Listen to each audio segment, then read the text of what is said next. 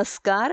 अण्णासाहेब पाटील म्हणजेच की आर्थिक मागास विकास महामंडळ व्याज परतावण्याच्या प्रतीक्षेत असलेल्या लाभार्थ्यांना एक अतिशय असा दिलासादायक अपडेट आपण आजच्या व्हिडिओमध्ये बघणार आहोत.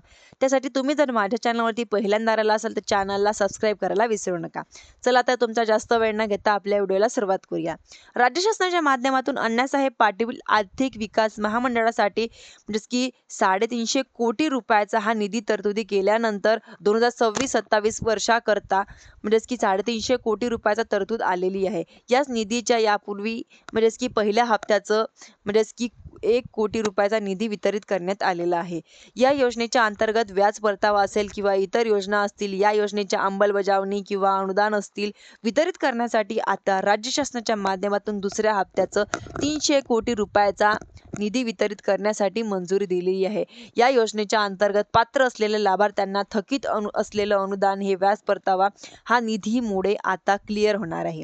तुम्हाला हा जर GR बघायचा असेल तर maharashtragovernment.in या संकेतस्थळावरती पाहू शकता व अशाच नवीन अपडेटसाठी तुम्ही माझ्या चॅनलला सबस्क्राईब करायला विसरू नका. धन्यवाद.